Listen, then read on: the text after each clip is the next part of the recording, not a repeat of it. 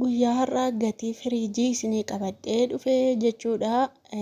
Osoo hin beekamne otoo itti yaadine mucaan tokko firiijii naa bittee biyya naa galchita malee naan jette. Iddoo biraatii meeshaa ajajattee jennaan meeshaa mana keessaa ajajannaan viidiyoo irratti hin argitu itti deemaa jira. Saniin booddee firiijiin kun immoo bakkichaa mi'aa ta'ee jechuudha. Baay'ee gatiin isaa guddii ta'e dabalee jennaanitu achi naa bituu qabda malee naan jette. Akkuma beekamu qodaanii Finfinnee keessatti haga tokko maan jedhu rakasaa jechuudha. Ammatu baay'inaan bitanii hedduu tokko rakasa akka iddoo biraa miti jechuudha.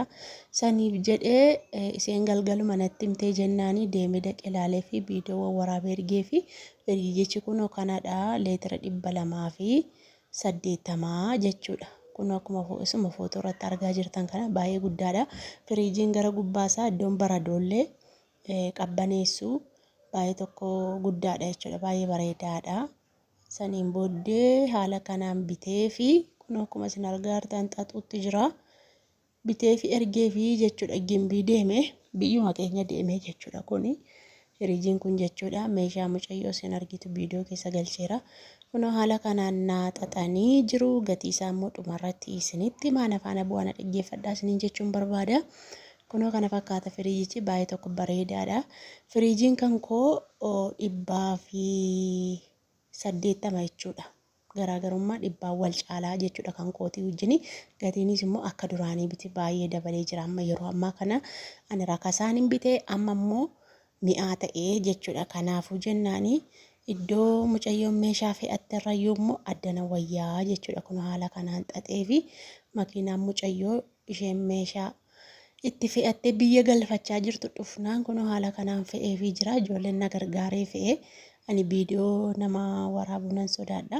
Kunoo meeshaan see kana fakkaataa hedduu tokko bareeda. Meeshaa isheen ajajattee siree waan kunoo dulaaba. Waan babbareedaa viidiyoo keessatti ilaalaa dhugaa rabbii waan babbareedaa kunoo magarrajaan seellee hedduu tokko bareeda. Kana ajajattee jechuudha. Kana ajajattee fidde Adaamaarraa Aashaa biraa ajajattee kunoo haala kanaan kana fakkaata viidiyoo kanatti argitee hedduu tokko gammadee fi baay'ee haala bareedaadhaan hojjetame. Garuu gatii isaa meeqaan si hojjisiiftee meeqaan hojjetame gaafanne dhugaa dubbachuu fi kunoo Arabiyaa majliinsees baay'ee tokko bareeda dulaabiseellee farshaanseellee hedduu tokko bareeda kan lafaa dhugaa dubbachuu fi qodaatti hin hafne baay'ee bareedaadha jechuudha. Qodaan Aashaa biraas kwaalitiidha akkuma beekamu bareedaadha. Gatii isaa qaaliidha malee gatii isaa guddaadha malee hedduu bareedaadha. Kun akkuma argitan egaa firiijii kana gatii isaa isinitti himuufiin deema. Aashaa biraa kan isheen fe'achuuf kaatee achi dhiiste baay'ee qaalii ta'e achi maaliif jennaani Adaamaarraa dhufaa jechuudha. Adaamaarraa Finfinneerraayyuu Adaamaa dhaqee gurgurama akkuma beekamu.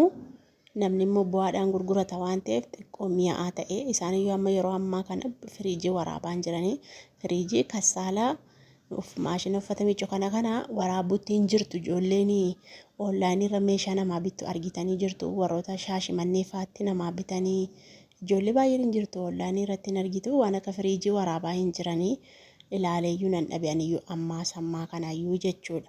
Kanaaf Finfinneedha immoo hedduu bareedaadha. Gatiinsaa isa Adaamaarra as wayya. Meeshaan numti kaaniyyuu maaliif Finfinneerraa dhufe bitata miti uummanni. Uummanni Finfinneerraa dhufee bitata akkuma beekamu jechuudha. Hin beektu isiniyyuu achi Wallaggaa baanii Finfinneerraa dhufanii bitu Adaamaarraa baanii Shaashimannee Arsii eessa dhufanii asumaa bitamaa jechuudha. Ani magaalaa guddaa isaayyuu hin danne kan magaalaa seema naannoo keenyaa xiqqooma asiichi nurraa fagaata baay'ee fagoo miti. Achumarraan naqee bite malee waan akka markaattoo fa'aa nanne. Amma warri meeshaa baay'ina gurguddaan gurguru markaattoo fa'aa deemee bitaa jechuudha. Kanaaf kun haala kanaan fe'amee fi mucayyoodhaan nagaadhaan na biraa deemee jira. Isheenis immoo hedduu tokko gammaddee jirti jechuudha. Kanaaf warroonni barbaadanii kun maashinni uffataas hin jira. Garuu gatii isaa hin gaafanne namatu bitatee keewwatee jira. Meeshaa baay'ee jira gaanu bira. Suuqii naannoo keenyaa meeshaa baay'eetu jira jechuudha. Kanaaf ajajachuu dandeessu. Sireellee akka isinitti barbaaddanitti footoo ergattanii footoo keessaniin hojjetamuu hin danda'a jechuudha. Maaliif wanti Finfinneetti gurguramuuf wanti iddoo biraatti gurguramu garaagarummaa qaba isiniin jedheen jira. Gatima firiijii kanaayyuu irrattiyyuu adda baafachuu hin dandeessu jechuudha.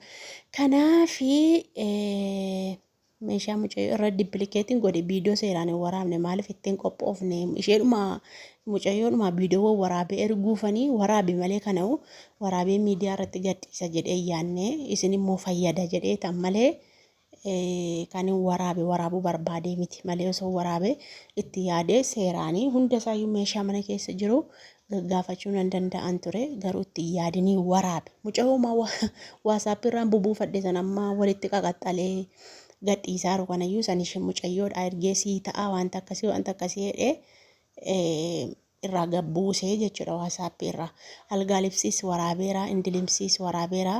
Isa immoo borii isinii gadhiisaa jechuudha gatii isaa wajjinii. Kanaaf jennaan gatiin firiijii kanaa firiijii isa kamiin fuudhee kunoo firiijii isa 280 kanan fuudhee jechuudha. Isa gidduu kana buqqee garanaatiin footoo kaase kunoo inni banee cufu kana birrii meeqa nuun jedhan beektu iddoo biraati birrii 70,000 nuun jedhan laasa gurraacha kanaa jechuudha. Isa gurraacha kanaa amma darbee birrii 70,000 nuun jedhanii meetirri isaa immoo 260 inni bite immoo 280 20 wal caalaa jechuudha. Garuu gatiin immoo yoo irra deddeemtanii ilaaltanii waama gaariillee argattu gatiillee rakasaan argattu jechuudha. Ani iddoo 3 iddoo 4 naqe iddoo 4 dhaqee argadhee jechuudha. Dhumarratti firiijii mucayyoo kanaa fuudhee jechuudha. Gatiin kuma innumtiin gaafadhe kuni 75,000 jira 71,000 jedhu 72,000 jedhu ana garuu carraa rabbiirra nageesse jechuudha. 60,000 hin biteefi jechuudha. Kun akkuma argitan firiijii isa kanadha. San babbanee cufee ashagaafii jiru jechuudha. Ijoollee warra manirraa biteetu na ashagee makiinaan immoo achumaa dhufee fuudhee jechuudha. Silayyuu Adaamaarraa dhufa waan ta'eef makiinaanii ajajamee kontoraata deemaa jira. Achumaan silkii wal qaqayyarree dadawwalee fi dhufanii fe'anii fi jechuudha mucayyoodha. Garuu firiijii kanaa kunoo laasa footoonsaa gara moggaa kanaan haanee jirudha. Achirra viidiyoorraa fagaadhee waraabee nama waraabuu nan sodaadha seeraan alaa. Nama waraabuun saniif jedhee fuula isaanii dhosseetii waraabee.